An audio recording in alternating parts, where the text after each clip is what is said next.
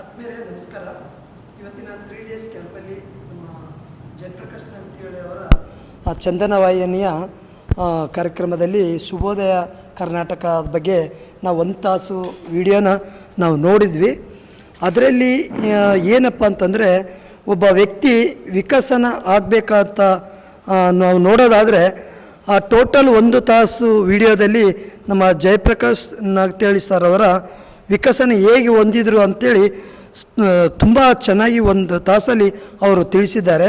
ಯಾಕಂದರೆ ಅವರು ಬರೆದಂಥ ಕೃತಿಗಳಾಗಿರ್ಬೋದು, ಅವರು ಮಾಡಿರುವಂಥ ವಿಡಿಯೋಸ್ಗಳಾಗಿರ್ಬೋದು, ಹಾಗೆ ತಾವೇನು ವಾಣಿಜ್ಯ ಇಲಾಖೆಯಲ್ಲಿ ತಾವು ಮಾಡಿರ್ತಕ್ಕಂಥ ಕೆಲಸನ ಬಿಟ್ಟು ತಮ್ಮದೇನು ಒಂದು ಇದಿದೆಯಲ್ಲ ಅಚೀವ್ಮೆಂಟ್ ಅದು ಮಾಡಬೇಕಂತೇಳಿ ಈ ಪರ್ಸ್ನಾಲಿಟಿ ಡೆವಲಪ್ಮೆಂಟ್ ಬಗ್ಗೆ ಒಂದು ವಿಡಿಯೋಗಳ ಮೂಲಕ ತುಂಬ ಚೆನ್ನಾಗಿ ಅದರಲ್ಲಿ ಅರ್ಥ ಮಾಡಿದ್ದಾರೆ. ಹಾಗೆ ಆ ವಿಡಿಯೋ ನಾವು ನೋಡ್ತಾ ಹೋದಂಗೆಲ್ಲ ಕೆಲವೊಂದು ನಮಗೆ ಪಾಯಿಂಟ್ಸು ತುಂಬ ಚೆನ್ನಾಗಿ ಅರ್ಥ ಮಾಡಿಸಿದ್ದಾರೆ. ಹಾಗೆ ನಾಗಮ್ಮ ಫೌಂಡೇಶನ್ ಬಗ್ಗೆ ಅವ್ರ ತಾಯಿ ಈ ಕಡೆಯಿಂದ ಒಂದು ನಾಗಮ್ಮ ಫೌಂಡೇಶನ್ ಅಂತ ಮಾಡಿ ಅಲ್ಲಿ ಅನೇಕ ಸಾಧಕರನ್ನು ಗುರುತಿಸಿ ಅವರು ಸನ್ಮಾನ ಕಾರ್ಯಕ್ರಮವನ್ನು ಕೂಡ ಸಾಕಷ್ಟು ನೀಡಿದ್ದಾರೆ. ಹಾಗಾಗಿ ಟೋಟಲ್ ಆ ವಿಡಿಯೋ ನೋಡಬೇಕಂದ್ರೆ ಇನ್ನೊಂದು ಸಲ ನೋಡಬೇಕಂತ ನನಗೆ ಅನಿಸಿತು. ಹಾಗಾಗಿ ನಾನು ಈ 1-2 ಇದು ಮಾತಾಡೋಕ್ಕೆ ಅವಕಾಶ ಮಾಡಿಕೊಟ್ಟು ಧನ್ಯವಾದ. ಎಲ್ರಿಗೂ ನಮಸ್ಕಾರ. ಈ ವಿಡಿಯೋ ತುಂಬ ಉಪಯೋಗ ಅನ್ನಿಸ್ತಾ ಇದೆ. ಭಾಳ ಉತ್ಸುಕತೆಯಿಂದ ನಾವು ಇದನ್ನು ನೋಡ್ಕೊಂಡ್ವಿ. ಎಂಥ ವೀಕಿರೋ ಮನುಷ್ಯ ಕೂಡ ಈ ವಿಡಿಯೋನ ನೋಡಿದರೆ ಅವನಲ್ಲಿ ಏನೋ ಒಂದು ಉತ್ಸಾಹದ ಚಿಲ್ಮೆ ಅವನ ಹತ್ರ ಬರುತ್ತೆ. ಅದು ಎಲ್ಲ ಅಂಶಗಳು ಕೂಡ ಒಂದು ಬೌದ್ಧಿಕವಾಗಿ ಬೆಳವಣಿಗೆ ಆಗಲಿಕ್ಕೆ ಒಂದು ಪೂರಕವಾಗಿದ್ದಾವೆ ಅಂಥೇಳಿ ನನ್ನ ಅನಿಸಿಕೆಗಳನ್ನ ತಿಳಿಸ್ತಾ ಇದ್ದೀನಿ. ನಮಸ್ಕಾರ. ಚಂದನ ವಾಹಿನಿಯ ಸಂದರ್ಶನದಲ್ಲಿ ಜಯಪ್ರಕಾಶ್ ನಗತಿಹಳ್ಳಿ ಸರ್ ಸುಮಾರು 1 ಗಂಟೆಗಳ ಕಾಲ ಸಂದರ್ಶನದ ವಿಡಿಯೋವನ್ನು ನಾವು ವೀಕ್ಷಣೆ ಮಾಡಿದ್ವಿ. ವಿಡಿಯೋ ಉದ್ದಕ್ಕೂ ಪ್ರತಿಯೊಬ್ಬ ಮನುಷ್ಯ ಯಾರು ನೆಗೆಟಿವ್ ವಿಚಾರಗಳಲ್ಲಿ ಮುಳುಗಿರ್ತಾನೋ, ಯಾರು ಪಾಸಿಟಿವ್ನಾಗಿ ನಾನು ಮಾಡಬಲ್ಲೆ ಅದನ್ನು ಮಾಡಲಿಕ್ಕೆ ಆಗೋದಿಲ್ಲ ಅಂತಂದು ನರ್ವಸ್ ಆಗಿ ಕುಂತಿರ್ತಕ್ಕಂಥ ಪ್ರತಿಯೊಬ್ಬ ಮನುಷ್ಯನಿಗೂ, ಪ್ರತಿಯೊಬ್ಬ ಯುವಕರಿಗೂ ಇದು ಅಪ್ಲೈ ಆಗ್ತಕ್ಕಂಥ ವಿಡಿಯೋ. ಏನು ಬೇಕಾದರೂ ಸಾಧನೆ ಮಾಡಲಿಕ್ಕೆ, ಏನು ಬೇಕಾದ್ರೂ ಮನುಷ್ಯ ಸಾಧಿಸಲಿಕ್ಕೆ ಗುರಿ ಹೊಂದಿರಬೇಕು. ನಮ್ಮೊಳಗೆ ಅಡಗಿರ್ತಕ್ಕಂಥ ಕೆಲವೊಂದು ಶಕ್ತಿಗಳನ್ನು ನಾವೇ ಮುಚ್ಚಿಟ್ಕೊಂಡಿರ್ತೀವಿ. ಆ ಶಕ್ತಿಗಳನ್ನು ನಾವು ಹೊರಗೆ ತರಬೇಕು. ಯಾವುದೇ ರೀತಿಯಿಂದ ನಾವು ಸಕಾರಾತ್ಮಕವಾಗಿ ವಿಚಾರಗಳನ್ನು ಮಾಡಿದಾಗ ಮಾತ್ರ ನಾವು ಏನು ಬೇಕಾದರೂ ಸಾಧಿಸಬಹುದು. ಯಾವುದೇ ರೀತಿಯಿಂದ ಆದರೂ ನಾವು ಅಂದುಕೊಂಡಂಥ ಗುರಿಗಳನ್ನು ಮುಟ್ಟಬಹುದು ಎಂಬ ವಿಚಾರಗಳನ್ನು ಭಾಳ ಅರ್ಥಗರ್ಭಿತವಾಗಿ ನಮ್ಮ ವೀಕ್ಷಕರಿಗೆ ತಿಳಿಸಿದ್ದಾರೆ. ಆದಾಗ್ಯೂ ಕೂಡ ಅವರು 25ರಿಂದ 30 ವರ್ಷಗಳ ಕಾಲ ಅನುಭವಗಳನ್ನು 1 ಗಂಟೆಯಲ್ಲಿ ನಮ್ಮ ವೀಕ್ಷಕರಿಗೆ ತಿಳಿಸಿದ್ದು ತುಂಬ ಉಪಯುಕ್ತವಾಗ್ತದೆ. ಅದು ನಾವೆಲ್ಲರೂ ಅದನ್ನು ನೋಡ್ತಕ್ಕಂಥ ವಿಡಿಯೋ ನೋಡಲೇಬೇಕು. ಅದು ಜೀವನದಲ್ಲಿ ಆ ಪ್ರತಿಯೊಂದು ಮೌಲ್ಯಗಳನ್ನು, ಪ್ರತಿಯೊಂದು ಶಬ್ದಗಳನ್ನು ಅವ್ರ ತಲ್ಲಿರ್ತಕ್ಕಂಥ ಜ್ಞಾನ ಭಂಡಾರವನ್ನು ಆ 1 ತಾಸಿನಲ್ಲಿ ಅವರು ನಮ್ಮೆಲ್ಲರಿಗೆ ಸಂದರ್ಶನದಲ್ಲಿ ಹಂಚಿಕೊಂಡಿದ್ದಾರೆ. ಆ ಒಂದು ವಿಡಿಯೋದಲ್ಲಿರ್ತಕ್ಕಂಥ ಅಂಶಗಳನ್ನು ನಾವು ಜೀವನದಲ್ಲಿ ಅಳವಡಿಸಿಕೊಂಡಾಗ ಏನೂ ಆಗೋದಿಲ್ಲ ಅಂತ ನಾವು ವಿಚಾರ ಮಾಡಿಕೊಂಡು ಕುಂತಿರ್ತೀವಿ. ಅದನ್ನು ಸಾಧ್ಯನೇ ಇಲ್ಲ. ನಾವು ಜಯಪ್ರಕಾಶ್ ನಗತಿಹಳ್ಳಿ ಸರ್ ಅವರ ವಿಡಿಯೋಗಳನ್ನು ನೋಡಿದಾಗ ಅದು ನಮ್ಗೆ ಹತ್ತಿರದಿಂದ ಕಾಣ್ತದೆ. ಆ ಸಾಧನೆ ಅನ್ನೋದು ಪೂರ್ತಿ ಹತ್ತಿರದಿಂದ ಕಾಣ್ತದೆ. ನಾವು ಸಾಧಿಸಬಹುದು. ನಾವು ಯಾವುದೋ ಒಂದು ನಕಾರಾತ್ಮಕ ಯೋಚನೆಯಲ್ಲಿ ಆಗೋದಿಲ್ಲ, ಅದು ಮಾಡೋಕ್ಕಾಗೋದಿಲ್ಲ, ಇದು ಮಾಡೋಕ್ಕಾಗೋದಿಲ್ಲ ಅಂತ ಇದ್ದು ನಾವು ಇದೇ ಕೆಟ್ಟ ಯೋಚನೆಯಲ್ಲಿ ನಾವು ಕುಳಿತುಕೊಳ್ಳೋದನ್ನು ಬಿಟ್ಟು ಪಾಸಿಟಿವ್ ಆಗಿ ಮುಂದೆ ಬಂದು ಏನಾದರೂ ನಾವು ಸಾಧಿಸಬೇಕು ಅನ್ನೋದಕ್ಕೆ ಇದೊಂದು ಉತ್ತಮ ಉದಾಹರಣೆ ಅಂತಂದು ನಾನು ಹೇಳಲಿಕ್ಕೆ ಬಯಸ್ತೀನಿ. ಆದಾಗಿ ಸರ್ ವಿಡಿಯೋದಲ್ಲಿ ಒಂದು ಮಾತು ಹೇಳ್ತಾರೆ. ಅವರು ಮಾತಿನ ಅರ್ಥ ಒಂದು ಜೀವ ಉಳಿಸಿದಾದ್ರೆ ಅದು ಸಾಮಾನ್ಯ ಮಾತಲ್ಲ. ಒಬ್ಬ ಮನುಷ್ಯನಿಂದ ಒಂದು ಜೀವ ಉಳಿತದ, ಆ ಜೀವದಿಂದ ಆ ಕುಟುಂಬ ಬೆಳವಣಿಗೆ ಆಗ್ತದೆ. ಆ ಕುಟುಂಬದಿಂದ ಇನ್ನೂ ಉತ್ತಮ ಸಾಧನೆ ಮಾಡ್ತಕ್ಕಂಥ ಜನಸಂಖ್ಯೆ ಸಿಗ್ತದೆ. ಆ ಕುಟುಂಬಕ್ಕೆ ಒಬ್ಬ ತಂದೆ, ಒಬ್ಬ ತಾಯಿ ಆಗ್ತಕ್ಕಂಥ ಒಬ್ಬ ಮನುಷ್ಯನ ಕಳ್ಕೊಂಡಾಗ ಆ ನೋವು ಆ ಕುಟುಂಬದವ್ರು ಪಡ್ತಾರೆ. ಆ ಕುಟುಂಬ ನೋವು ಪಡಲಾರ್ದಂಥ ಸ್ಥಿತಿಯಲ್ಲಿ ಆ ಮನುಷ್ಯನ ಜೀವ ಉಳಿಸಿರ್ತಕ್ಕಂಥ ಜಯಪ್ರಕಾಶ್ ನಗತಿಹಳ್ಳಿ ಸರ್ ವಿಡಿಯೋಕ್ಕೆ ಮತ್ತು ಜಯಪ್ರಕಾಶ್ ನಗತಿಹಳ್ಳಿ ಸರ್ಗೆ ನನ್ನ ಪರವಾಗಿ ವೈಯಕ್ತಿಕವಾಗಿ ತುಂಬ ಹೃದಯದ ಅವರಿಗೆ ಧನ್ಯವಾದಗಳನ್ನು ಹೇಳೋಕ್ಕೆ ಇಷ್ಟಪಡ್ತೀನಿ. ಇದೇ ರೀತಿ ಹೆಚ್ಚಿನ ವಿಡಿಯೋಗಳನ್ನು ನಮ್ಮ ವೀಕ್ಷಕರಿಗೆ ಕೊಡಿ ಸರ್. ನಾವು ನಿಮ್ಮ ವಿಡಿಯೋಗಳಿಂದ ನಾವು ಪರಿವರ್ತನೆ ಆಗ್ತೀವಿ. ಮುಂದೆ ಒಂದು ದಿನ ನೀವೆಲ್ಲ ನಮಗೆ ಸ್ಫೂರ್ತಿದಾಯಕ. ನಿಮ್ಮ ವಿಡಿಯೋಗಳಿಂದ ನಾವು ಪರಿವರ್ತನೆ ಆಗ್ತೀವಿ. ನಿಮ್ಮೆಲ್ಲ ವಿಷಯಗಳನ್ನು, ನಿಮ್ಮ ಅನುಭವಗಳನ್ನು ನಮಗೆ ಹಂಚಿಕೊಳ್ಳಿ ಸರ್, ನಾವು ಅದನ್ನು ಪಾಲಿಸ್ತೀವಂತ ಈ ಮೂಲಕ ಹೇಳಿ ನನ್ನ 2 ಅನಿಸಿಕೆಗಳನ್ನು ಮುಗಿಸ್ತೇನೆ. ಆತ್ಮೀಯರೇ, ಎಲ್ಲರಿಗೂ ನಮಸ್ಕಾರ. ಇವತ್ತು ಜಯಪ್ರಕಾಶ್ ಸರ್ ಬಗ್ಗೆ ಹೇಳ್ಬೇಕಂದ್ರೆ, ಜಯಪ್ರಕಾಶ್ ಸರ್ ಒಬ್ಬರು ಜ್ಞಾನದ ಭಂಡಾರ. ಯಾಕಂದರೆ ಅವರು ಸುಮಾರು ವರ್ಷಗಳ ಅನುಭವ ಇದೆ. ಅವ್ರು ನೋಡಿದ ತಕ್ಷಣ ಅನಿಸುತ್ತೆ ಅವ್ರ 35 ಪಂಕ್ ಎಕ್ಸ್ಪ್ಲನೇಷನ್ ಯಾವ ಥರ ಕೊಟ್ಟರು, ಅವ್ರ ಬಾಡಿ ಲ್ಯಾಂಗ್ವೇಜ್ ಯಾವ ಥರ ಇತ್ತು, ಅದು ಆಟೋಮೆಟಿಕ್ ಒಂದು role model for all more than crore peoples ಅನ್ಸುತ್ತೆ ನನಗೆ. ಅದರಿಂದ ನಾವು ಸೌಭಾಗ್ಯವಂತರು. ನಾವು ಈ 1 ಕೋಟಿ ಜನರಲ್ಲಿ ನಾವು ಬಂದು ಈ ಥರ ಟ್ರೈನಿಂಗ್ ತೊಗೋತಾ ಇರೋದು ನಮ್ಮ ಸೌಭಾಗ್ಯ ಅಂತ ನಾನು ನೆನೆಸ್ಕೊತೀನಿ. ಅದಕ್ಕೆ ಸರ್ಗಳ ಅನುಭವವನ್ನು ನಾವು ಪಡೆದುಕೊಂಡು ನಾವು ಒಳ್ಳೆ ಲೀಡರ್ ಆಗಬೇಕಂತ ನಾನು ಬಯಸ್ತೀನಿ. ನಮಸ್ತೆ ಎಲ್ರಿಗೂ. ಇವತ್ತು ಜಯಪ್ರಕಾಶ್ ಜಿ ಅವ್ರದ್ದು ಆ ಸಂದರ್ಶನ ನೋಡಿದ ಮೇಲೆ ಆ 30ರಿಂದ 35 ಅಂಶಗಳು ಏನಿದೆಯೋ ಅದರಲ್ಲಿ ತುಂಬ ಅರ್ಥಪೂರ್ಣವಾಗಿ ನಮ್ಮ ಜೀವನಕ್ಕೆ ಅಳವಡಿಸ್ಕೊಳೋ ಅಂಥ ಅಂಶಗಳು, ಹಾಗೆ ಈ ಡಿಪ್ರೆಷನ್ಗೆ ಹೋದಂಥವ್ರು ಅದರಿಂದ ಹೊರಗಡೆ ಬಂದು ಯಾವ ರೀತಿ ಮುನ್ನುಗ್ಬೋದು, ಫ್ಯಾಮಿಲಿ ಪ್ರೆಷರ್ ಆಗಿರ್ಬೋದು, ಆ ಒಂದು ಹದ್ದು ಮೇಲೆ ಕಾಗೆ ಕೂತು ಅದು ಎತ್ತರಕ್ಕೆ ಹೋಗೋ ರೀತಿ ಆ ಕಥೆಗಳ ಮುಖಾಂತರ ನಮ್ಮ ಜೀವನಕ್ಕೆ ಅಳವಡಿಸ್ಕೊಂಡ್ರೆ ಯಾವ ರೀತಿ ನಾವೆಲ್ಲ ಅದರಿಂದ ಹೊರಗಡೆ ಬಂದು ಯಾವ ರೀತಿ ನಾವು ಗಟ್ಟಿಯಾಗಿ ನಿಂತ್ಕೊಬೋದು ಅನ್ನೋ ಒಂದು ಇನ್ಸ್ಪಿರೇಷನ್, ಕೂತಲ್ಲೇ ಒಂಥರ ರೋಮಾಂಚನ. ಅದನ್ನು ಕೇಳಿದಾಗ ನಮ್ಮ ಒಂದು ಮನಸ್ಸಲ್ಲಿ ಯಾವುದೋ ಒಂದು ರೀತಿ ಬಲ ಬಂದಂತೆ, ಮೆದುಳಲ್ಲಿ ಚುರುಕು, ಆ ರೀತಿ ನಾವು ಆ ಸಂದರ್ಶನದಲ್ಲಿ ಕೂತು ಅಸಾಲ್ಟಾಗಿ ಆ ಪ್ರಶ್ನೆಗಳಿಗೆ ಉತ್ತರ ಕೊಡ್ತಾ, ಪ್ರತಿಯೊಂದು ಪ್ರಶ್ನೆಗಳಿಗೂ ಆ ಉತ್ತರದಲ್ಲೇ ಅರ್ಥ ತುಂಬಿರ್ತಕ್ಕಂಥ ಮಾತುಗಳನ್ನ ಹೇಳ್ತಾ ಇನ್ಸ್ಪಿರೇಷನ್ನಾಗಿ ಮಾತಾಡ್ತಾ ಇದ್ದರೆ, ಆ ರೀತಿ ನಮಗೂ ಒಂದು ಆಸೆ, ಅದೇ ರೀತಿ ಮಾತಾಡಬೇಕು, ಆ ರೀತಿ ನಾವಾಗಬೇಕು, ಆ ರೀತಿ ಮತ್ತೊಬ್ಬರಿಗೆ ನಾವು ಇನ್ಸ್ಪಿರೇಷನ್ ಆಗಿ ಆ ಮಾತುಗಳನ್ನ ತುಂಬಿಸ್ಬೇಕು ಅಂತ. ಆಗ ನನಗೊಂದು ಮಾತು ನೆನಪಾಗಿದ್ದು, ಹೊಟ್ಟೆಗೆ ಇಟ್ಟು ಕಾಲಿಗೆ ಮೆಟ್ಟು ತಲೆಗೆ ಅವ್ರ ಮಾತಲ್ಲಿ ಬಿದ್ದಂಥ ಪೆಟ್ಟು ಚೆನ್ನಾಗಿ ಅರ್ಥ ಕೊಡ್ತು ಅಂತ ಹೇಳ್ತಾ ಮಾತು ಮುಗಿಸ್ತೀವಿ. ನಮಸ್ಕಾರ, ನನ್ನ ಹೆಸರು ಸಿದ್ದನಗೌಡ ಅಂದ್ಬಿಟ್ಟು. ಈ ಸರ್ದು ಶುಭೋದಯದ ಕಾರ್ಯಕ್ರಮ ಇಂಟರ್ವ್ಯೂ ಏನಿತ್ತು ಸುಮಾರು 1 ತಾಸಿಂದು, ಅದು ತುಂಬ ಚೆನ್ನಾಗಿ ಮೂಡಿ ಬಂದಿದೆ. ಅದು ಒಂದು ಇಂಟರ್ವ್ಯೂ ಒಂದು 10 ಬುಕ್ ಅವ್ರೇನು ಅಷ್ಟು ಬುಕ್ ಬರ್ದಾರ ಅದ್ರದ್ದು ಪೂರಾ ಬುಕ್ಕೇ ಓದ್ದಂಗೆ ಆಯಿತು ಆ ಇಂಟರ್ವ್ಯೂ ನೋಡಿ. ಸೊ ಅಂದಾಜು ಹೇಳಬೇಕಪ್ಪ ಅಂದ್ರೆ ಸೋಲುಗಳಿಗೆ ಅಂಜದಿರಿ. ಇವತ್ತು ಎಲ್ಲ ಮನುಷ್ಯನಿಗೂ ಸೋಲು ಗೆಲುವು ಸಮನಾಗಿ ಸ್ವೀಕರಿಸುವಂಥದ್ದು ತಿಳ್ಕೋಬೇಕು. ಮತ್ತು ಭಾಷಣದ ಬಗ್ಗೆ, ಭಾಷಣ ಕಲೆಗಳ ಬಗ್ಗೆ ನುಡಿಗನ್ನಡಿ ಅನ್ನೋ ಪುಸ್ತಕ, ಹಿಂಗೆ ಹಲವಾರು ಪುಸ್ತಕಗಳು, ಅವರು ಮಾಡಿದ ಸಾಧಕರ ಇಂಟರ್ವ್ಯೂಗಳ ಬಗ್ಗೆ, ಮತ್ತು ಅವರು ಯಾವ ರೀತಿ ನಾವು ಸಂಯಮದಿಂದ ವರ್ತನೆ ಮಾಡಬೇಕು, ಸೋಲುಗಳು ಬಂದಾಗೂ ಅದೇ ರೀತಿ ಇರಬೇಕು, ಗೆಲುವುಗಳು ಬಂದಾಗಿದ್ದಾಗೂ ಅದೇ ರೀತಿ ಇರಬೇಕು ಅನ್ನೋದು, ಅವ್ರು ಹಲವಾರು ರೀತಿಯದು ಕಾರ್ಯಕ್ರಮಗಳದ್ದು ಎಲ್ಲ ಅವ್ರದ್ದು ಇಂಟರ್ವ್ಯೂ ಹೇಳಿದ್ರು. ಸುಮಾರು 30-35 ವರ್ಷದ ಅನುಭವ ಹೇಳಿದ್ರು. ಅದು ನೋಡಿ ನಂಗೆ ತುಂಬ ಚೆನ್ನಾಗಿ ಅನ್ನಿಸ್ತು. ಧನ್ಯವಾದ. ಎಲ್ಲರಿಗೂ ನಮಸ್ಕಾರ. ವಿಶೇಷವಾಗಿ ನಾಗತಹಳ್ಳಿ ಸರ್ ಅವರ ಚಂದನ ಕಾರ್ಯಕ್ರಮದಲ್ಲಿ ಅವ್ರ ಇಂಟರ್ವ್ಯೂ ಬಂದಿದೆ. ನಾನು ಆಗಲೇ ಲಾಸ್ಟು ಒಂದು 3 ಮಂತ್ಸ್ ಬ್ಯಾಕನ್ನು ನೋಡಿದ್ದೆ, ನಾನು ಹಾಕಿದ್ರು. ಇವತ್ತು ಮತ್ತೊಮ್ಮೆ ನೋಡೋ ಅವಕಾಶ ಸಿಕ್ತು. ಅವರ ಗುರಿ ಏನಿದೆಯಾ ಅದನ್ನು ಪ್ರತಿಬಿಂಬಿಸಿದ್ದಾರೆ. ಅವ್ರ ಜೀವನದಲ್ಲೂ ಗುರಿ ಇಟ್ಕೊಂಡಿದ್ದಾರೆ, ಒಂದು ಮಿಲಿಯನ್ ಜನನ ಭಾಷಣಕಾರರಾಗಿ ಭಾಷಣ ಕೌಶಲ್ಯ ಸಮೂಹನ ಅವ್ರನ್ನೆಲ್ಲ ಅಭಿವೃದ್ಧಿಪಡಿಸ್ಬೇಕಂತ. ಅದರಂತೆ ಅದರ ಕ್ವಶನ್ ಏರೆಲ್ಲ ಅದರಲ್ಲಿದೆ, ಪ್ರಶ್ನೆಗಳಿಗೆಲ್ಲ ಉತ್ತರ ಸಮಗ್ರವಾಗಿ ಕೊಟ್ಟಿದ್ದಾರೆ. ಬರೀ ಅದರಲ್ಲಿ ಉತ್ತರ ಕೊಡೋದಲ್ಲ, ಅವರು 3 ರೀತಿಯಲ್ಲಿ ಪುಸ್ತಕಗಳು ಬರೆದಿದ್ದಾರೆ, ತರಬೇತಿನೂ ಮಾಡ್ತಾರೆ, ಆನ್ಲೈನಲ್ಲಿ ಮಾಡ್ತಾರೆ, ಆಫ್ಲೈನ್ ಮಾಡ್ತಾರೆ, ಎಲ್ಲ ಸಂಪರ್ಕ ಎಲ್ಲ ರೀತಿಯಿಂದನೂ ಮುಟ್ಟಬೇಕು.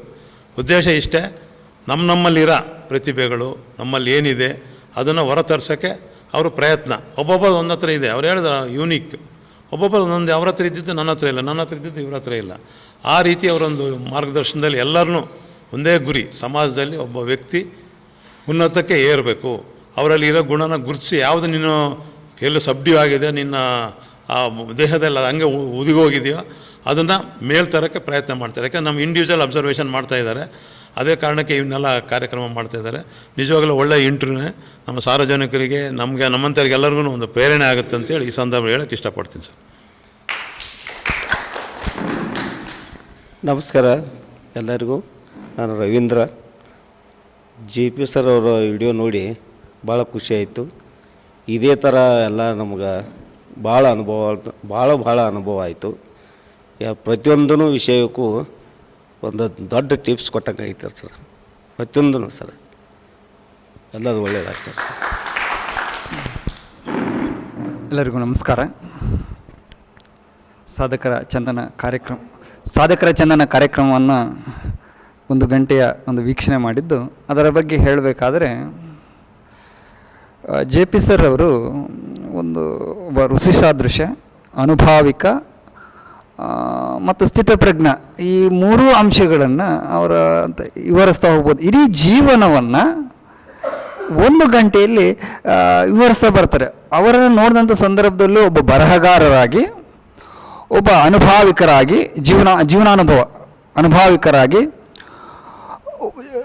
ಅನುಭಾವಿಕರಾಗಿ ಮತ್ತು ಅವರ ವ್ಯಕ್ತಿತ್ವ ವಿಕಸನಕಾರರಾಗಿ ಅವರ ಜೊತೆ ಇದ್ದಂಥ ಸಂದರ್ಭದಲ್ಲಿ ಅವರು ಒಂದು ರೀತಿಯಲ್ಲಿ ಪರುಷಮಣಿ. ಹೌದು, ಅವರ ಜೊತೆ ಇದ್ದರೆ ಸಾಕು, ಅವರ ಮಾತನ್ನು ಕೇಳ್ತಾ ಇರುವಂಥದ್ದು, ಅವ್ರು ಮಾತಾಡ್ತಾ ಇರುವಂಥದ್ದು, ಅವರ ಹೇಳಿರುವಂಥ ಮಾತುಗಳನ್ನು ಒಂದು ರೀತಿಯಲ್ಲಿ ಅನುಸರಿಸಿದಂಥ ಸಂದರ್ಭದಲ್ಲಿ ಅವರನ್ನು ಒಂದು ರೀತಿ ಗಮನಿಸಿದಂಥ ಸಂದರ್ಭದಲ್ಲಿ ಪ್ರತಿಯೊಂದು ಸಹ ಅವ್ರ ಜೊತೆ ಇದ್ದರೆ ಸಾಕು, ಅವರಂತೆ ನಾವಾಗ್ತೀವಿ. ಮತ್ತು ನಮಗೆ ಗೊತ್ತಿಲ್ಲದಂತೆ ನಮ್ಮಲ್ಲಿ ಬದಲಾವಣೆಗಳು ಉಂಟಾಗ್ತವೆ. ಅದನ್ನು ಹೇಳೋಕ್ಕೆ ಇಷ್ಟಪಡ್ತೀನಿ. ಇನ್ನೊಂದು ಅವರು ಬರೆದಂಥ ಪುಸ್ತಕಗಳನ್ನು ನಾನು 1-2 ಪುಸ್ತಕಗಳನ್ನು ಬಿಟ್ಟು, ಸಾಧಕರ ಚಂದನ 1, ಇನ್ನೊಂದು ಅನನ್ಯತೆಯನ್ನು ಅರಿಯಿರಿ ಅಂತ 2 ಪುಸ್ತಕಗಳನ್ನು ಬಿಟ್ಟು ಎಲ್ಲ ಪುಸ್ತಕಗಳನ್ನ ಓದಿದ್ದೀನಿ. ಆ ಎಲ್ಲ ಪುಸ್ತಕಗಳನ್ನ ನೋಡುವಂಥ ಸಂದರ್ಭದಲ್ಲಿ ಒಂದು ಸಾಹಿತ್ಯಿಕವಾಗಿ ಮತ್ತು ವಿಮರ್ಶಾತ್ಮಕವಾಗಿ ಮತ್ತು ಇನ್ನೊಂದು ರೀತಿಯಲ್ಲಿ ನೋಡಬೇಕಾದ್ರೆ ಜೀವನದ ಅನುಭವ ಪಾಕ, ಅದರಲ್ಲಿರುವಂಥ ಅಂಶಗಳನ್ನು 1-2 ಸತಿ ಓದಿ ಅವುಗಳನ್ನು ನಮ್ಮ ಜೀವನದಲ್ಲಿ ಅಳವಡಿಸಿಕೊಂಡಿದ್ದೇ ಆದಲ್ಲಿ ಅವರ ಮಾತನ್ನು ಕೇಳಿದಷ್ಟು, ಅವರನ್ನು ಅನುಸರಿಸಿದಷ್ಟು ನಮಗೆ ಬದಲಾವಣೆ ತರುತ್ತೆ ಅಂತಕ್ಕಂಥದ್ದನ್ನು ಹೇಳ್ತಾ ಈ ಒಂದು ಮಾತನ್ನು ಮಾತಾಡಲು ಅವಕಾಶ ಮಾಡಿಕೊಟ್ಟಂತ ಎಲ್ಲರಿಗೂ ನಮಸ್ಕರಿಸುತ್ತಾ ಇನ್ನೊಬ್ಬ ಶಿವರಾರ್ಥಿಗೆ ವರ್ಗಾಯಿಸ್ತಂತೆ. ಸರ್ ಅವರ ಸಂದರ್ಶನ ನೋಡಿದಾಗ ನನಗೆ ಹಿಂದಿನ ಅಂದರೆ ನಾವು ಚಿಕ್ಕವರ ಇದ್ದಾಗ ನ್ಯೂಸ್ ಓದ್ತಾ ಇದ್ವಿ ಅಂತಂದ್ರಲ್ಲ, ಅದನ್ನು ನೆನಪಾಯಿತು ನನಗೆ. ನಾನು ಪ್ರೋಗ್ರಾಮನ್ನು ನೋಡ್ದೇ, ಅವರು ವೀಡಿಯೋಸ್ ನೋಡ್ದೇ ಬಂದಿದ್ದು ಇವಾಗ ನೆನಪಾಗ್ತಿದೆ. ಅವಾಗಲೂ ನೋಡಿದ್ದಕ್ಕೆ ಅದ್ರ ಮುಖ ನೋಡಿ ನಾನು ಆ ಪ್ರೋಗ್ರಾಮಿಗೆ ಬರಬೇಕು ಅಂತ ಅನ್ನಿಸ್ತು ಅಂತ ನೆನಪಾಯಿತು. ಆ ಪ್ರೋಗ್ರಾಮಲ್ಲಿ ನೋಡಿದಾಗ ಏನು ಅನ್ನಿಸ್ತು ಅಂದರೆ, ವ್ಯಕ್ತಿಯ ವ್ಯಕ್ತಿತ್ವದ ಸರ್ವಾಂಗೀಣ ಅಭಿವೃದ್ಧಿ ಆಗೋದಕ್ಕೆ ಈ ವಿಡಿಯೋ ತುಂಬ ಅನುಕೂಲ ಅಂತ ಹೇಳೋದಕ್ಕೆ ಇಷ್ಟಪಡ್ತೀನಿ. ಆತ್ಮೀಯರೇ ನಮಸ್ಕಾರ. ರಾಮಚಂದ್ರ ಅಂತ ಹೇಳ್ಬಿಟ್ಟು JP ಚಂದನ ವಾಹಿನಿ 1 ಗಂಟೆಯ ಸಂದರ್ಶನದಲ್ಲಿ ಇಡೀಯವರ ಬಾಲ್ಯ, ಬೆಳವಣಿಗೆ, ಅಭಿವೃದ್ಧಿ ಎಲ್ಲವನ್ನು ಅನಾವರಣಗೊಳಿಸಿ ನಮ್ಮ ಯುವಕರಿಗೆ, ಸಮಾಜಕ್ಕೆ ಮೋಟಿವೇಶನ್ ವಿಚಾರಗಳ ಹೇಗೆ ಅಂತ ಅಂದರೆ ಅದರಲ್ಲಿ ಬಂದಿರುವಂಥದ್ದು ಕೊರತೆಗಳನ್ನು ಒಡೆದೋಡಿಸಿ, ಇರುವ ಸೌಕರ್ಯಗಳನ್ನು ಪೂಜಿಸಿ. ಈ ಚಿಕ್ಕ ಮಕ್ಕಳಿದ್ದಾಗ ಪ್ರತಿಯೊಬ್ಬರಿಗೂ ಅವ್ರವ್ರ ಮಕ್ಕಳು ಚಿನ್ನ ಚಿನ್ನ ಚಿನ್ನ ಅಂತ ಹೇಳ್ತಿರ್ತಾರೆ. ಅವ್ರ ಹೆಸರು ಮರೀತಾರೆ, ಚಿನ್ನ ಅಂತ ಹೇಳ್ತಾರೆ. ಹೌದು, ಸತ್ಯ. ಸರ್ ಕಥೆ ರೂಪ ನಾನು ಅದನ್ನು ತಿಳ್ಕೊಂಡೆ. ಮುಚ್ಚಿರುವಂಥ ಮಣ್ಣು ನಮ್ಮಲ್ಲಿ ಏನಂತಂದರೆ ಗೊಂದಲಗಳು ಬೆಳೀತಾ ನಾವು ಹುಟ್ಟಿದಾಗ ಚಿನ್ನನೇ ಆಗಿರ್ತೀವಿ, ಎಲ್ಲರೂ ನಮ್ಮ ಚಿನ್ನನ ಅಂತ ಕರೀತಾ ಇರ್ತಾರೆ. ಆಮೇಲೆ ಕೆಲವೊಂದು ಬದಲಾವಣೆಗಳು ನಮ್ಮ ಗೊಂದಲಗಳು ನಾವು ಮಾಡುವಂಥ ತಪ್ಪು ತಿಳುವಳಿಕೆಗಳು ನಮ್ಮ ಮೇಲೆ ಮುಚ್ಕೊಂಡಿರ್ತವೆ. ಅದನ್ನು ತೆರೆಗೊಳಿಸಬೇಕು ಅಂತಂದರೆ ನಮ್ಮಲ್ಲಿ ಒಂದು ಸರಿಯಾದ ರೀತಿಯಲ್ಲಿ ಕಲಿಕೆ ಬೇಕು, ಮಾರ್ಗದರ್ಶನ ಬೇಕು, ಅದಕ್ಕೊಂದು ಜ್ಞಾನ ಬೇಕು. ಆ ಜ್ಞಾನ ಬಂದಾಗ, ಆ ಮಳೆ ಬಿದ್ದಾಗ, ಆ ಮಣ್ಣು ತುಂಬ ಬಿದ್ದಿರುವಂಥ ಮಣ್ಣು ಸರಿದಾಗ ಆ ಚಿನ್ನದ ವಿಗ್ರಹ ಹೆಂಗೆ ಕಾಣಿಸುತ್ತೋ ಹಂಗೆ ಪ್ರತಿಯೊಬ್ಬನಲ್ಲೂ ಚಿನ್ನದ ಅಂಶ ಇದೆ. ಅವನು ಪ್ರತಿಯೊಬ್ಬ ವ್ಯಕ್ತಿ, ಹುಟ್ಟಿರುವಂಥ ಮನುಷ್ಯ ಪ್ರತಿಯೊಬ್ಬ ಚಿನ್ನ ಅನ್ನೋದನ್ನ ಖಾತ್ರಿಪಡಿಸ್ಕೋಬೋದು. ಆಮೇಲೆ ಒಬ್ಬ ಶಿಲ್ಪಿ ಅವನು ಏನು ಮಾಡ್ತಾ ಇದೆಯಾ ಅಂತಾರೆ. ಹೌದು, ಕರೆಕ್ಟು. ಅವನ ಕನಸೇನಿತ್ತು, ಅವನು ಆ ಬಂಡೆಯಲ್ಲಿ ಚಿತ್ರ ಅಷ್ಟೇ ಗ್ರಹಿಸ್ಕೊಂಡ, ಅದು ಬೇಡವಾದಷ್ಟೇ ತೆಗೆದ. ಅಂಥ ದೊಡ್ಡ ಸಾಧನೆ ಏನೇನೂ ಅಲ್ಲ ಅವ್ರು ಮಾಡಿರುವಂಥದ್ದು. ಹಾಗೆ ನಮ್ಮಲ್ಲೂ ಕೂಡ, ನಮ್ಮಲ್ಲಿ ದೊಡ್ಡ ಚೈತನ್ಯ ಇದೆ. ನಾವು ಆ ಚೈತನ್ಯ ಯಾವುದು ಅದನ್ನು ನಾವು ಗುರುತು ಮಾಡ್ಕೋಬೇಕಿದೆ. ಅದನ್ನು ನಾವು ಮಾಡಿದವಾಗ ಪ್ರತಿಯೊಬ್ಬರೂ ಕೂಡ ಸಾಧಕರಾಗ್ಬೋದು. ಈ ಸರ್ ಹೇಳಿದಾಗೆ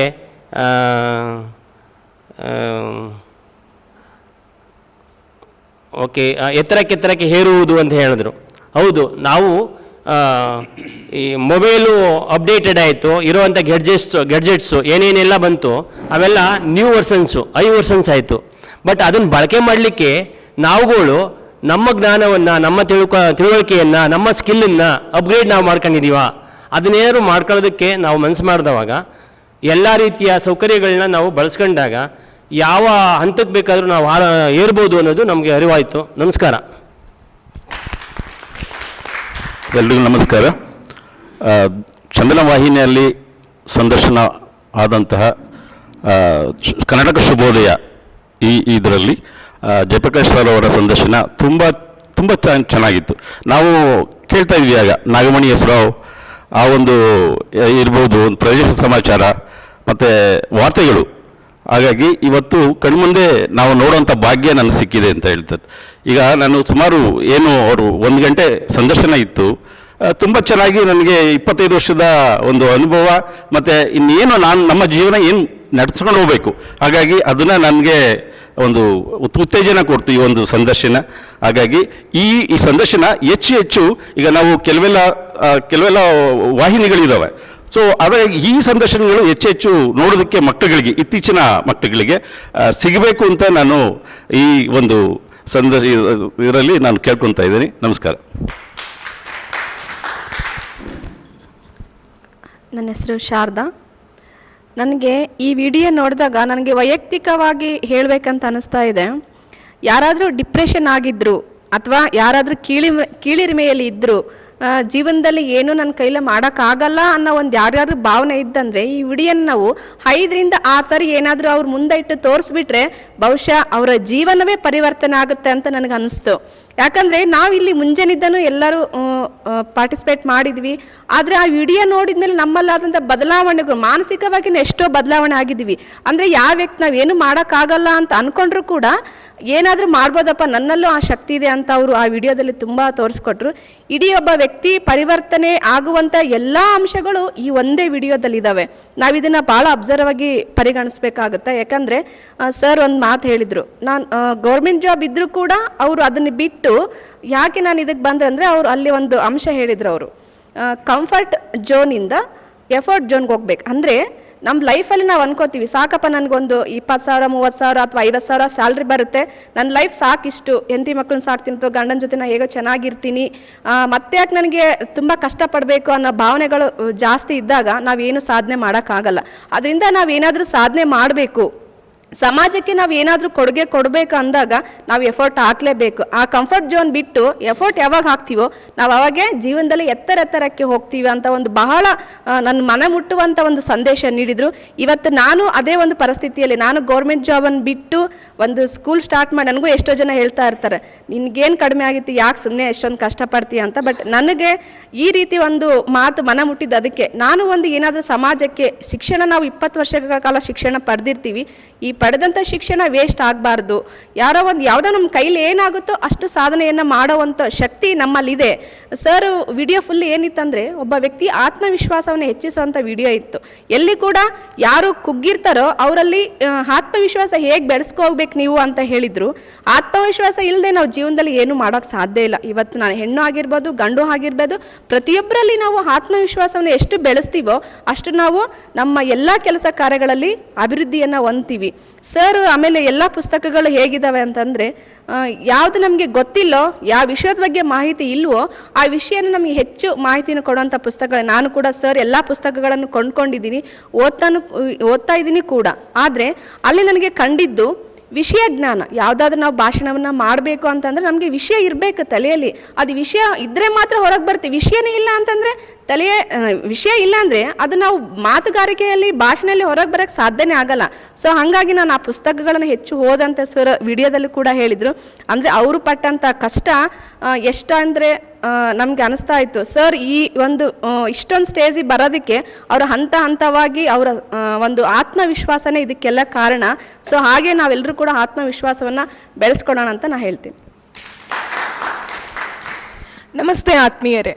ಇವತ್ತಿನ ಈ ಕಾರ್ಯಾಗಾರದಲ್ಲಿ ನೀವು ನೋಡಿದ್ರಿ, ಎಲ್ಲರೂ ಪಾರ್ಟಿಸಿಪೆಂಟ್ಸು ಸರಿನ ಇಂಟರ್ವ್ಯೂವನ್ನು ನೋಡಿ ಎಷ್ಟು ಇನ್ಸ್ಪೈರ್ ಆಗಿದ್ದಾರೆ.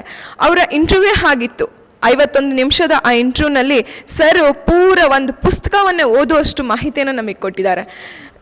come out of control, come out of your control, what is that, comfortable zone ಅಂತ ಹೇಳ್ತಾರೆ. ಸೊ ಅದಕ್ಕೆ ಉದಾಹರಣೆ ಸರೇನೆ. ಅವರ ಒಂದು ಗೌರ್ಮೆಂಟ್ ನೌಕರಿಯನ್ನು ಬಿಟ್ಟು ಅವರು ತಾವೇನು ಮಾಡಬೇಕಂತ ಇದ್ದಾರೆ ಅದ್ರ ಕಡೆಗೆ ಅವರು ಯೋಚನೆನ ಮಾಡ್ತಾರೆ, ಅದನ್ನು ಅವ್ರು ಸಾಧಿಸಿದ್ರು. ಸೊ ಹಾಗೆಯೇ ನಾವೇನು ಮಾಡಬೇಕಂತ ಅಂದ್ಕೊಂಡಿದ್ದೀವಿ ಅದನ್ನು ನಾವು ಸಾಧಿಸ್ಬೇಕಂತ ಹೇಳಿದ್ರೆ ನಾವು ನಮ್ಮ ಕಂಫರ್ಟಬಲ್ ಝೋನಿಂದ ಆಚೆ ಬರಬೇಕು. ಹಾಗೆಯೇ ನಾವು ಎತ್ತರಕ್ಕೆ ನಮ್ಮ ಜೀವನದಲ್ಲಿ ಇರಬೇಕಂತ ಹೇಳಿದ್ರೆ ಅವ್ರು ತಮ್ಮ ಇಂಟರ್ವ್ಯೂನಲ್ಲಿ ಹೇಳ್ತಾರೆ, ಒಂದು ಹದ್ದಿನ ಒಂದು ಉದಾಹರಣೆಯನ್ನು ಕೊಡ್ತಾರೆ. ಹದ್ದು ಮೇಲೆ ಒಂದು ಕಾಗೆ ಕೂತ್ಕೊಳ್ತದೆ, ಅದು ತುಂಬ ಕಿರಿಕಿರಿ ಮಾಡ್ತಿರ್ತದೆ. ಸೊ ಹದ್ದು ಏನು ಮಾಡುತ್ತೆ, ತಾನೇ ಸ್ವಲ್ಪ ಹೈಯರ್ ಆಲ್ಟಿಟ್ಯೂಡ್ಗೆ ಹೋಗುತ್ತೆ. ಸ್ವಲ್ಪ ಎತ್ತರಕ್ಕೆ ಹೋಗಿದ ತಕ್ಷಣ ಕಾಗೆಗೆ ಆಕ್ಸಿಜನ್ ಕಡಿಮೆ ಆಗುತ್ತೆ, ಆದರೆ ಹದ್ದು ಆ ಕಡಿಮೆ ಆಕ್ಸಿಜನಲ್ಲಿ ಕೂಡ ಅದು ಸರ್ವೈವ್ ಆಗೋದಕ್ಕೆ ಸಾಧ್ಯ ಇದೆ. ಅಂದರೆ ನಮ್ಮ ಜೀವನದಲ್ಲಿ ತುಂಬ ತೊಂದರೆಗಳು ತೊಡಕುಗಳು ಬರ್ತಾ ಇರುತ್ತೆ, ಆದರೂ ನಾವು ಎತ್ತರಕ್ಕೆ ಹೇರ್ತಾ ಇದ್ರೆ ಅದೆಲ್ಲನೂ ಕಡಿಮೆ ಆಗುತ್ತೆ ಅನ್ನೋದನ್ನ ಸರ್ ತುಂಬ ಚೆನ್ನಾಗಿ ನಮಗೆ ತಿಳಿಸ್ಕೊಟ್ಟಿದ್ದಾರೆ. ಸೊ ನಾನು ಅಂದ್ಕೊಳ್ತೇನೆ ನೀವು ತುಂಬ ಇನ್ಸ್ಪೈರ್ ಆಗಿದ್ದೀರಿ ಸರ್ಗಳ ವಿಡಿಯೋನ ನೋಡಿ ಅಂತ. ಸೊ ದಯವಿಟ್ಟು ಎಲ್ಲರೂ ಈ ಚಾನಲನ್ನು ಸಬ್ಸ್ಕ್ರೈಬ್ ಮಾಡಿ, ಫಾಲೋ ಮಾಡಿ, ಕಾಮೆಂಟ್ ಮಾಡಿ.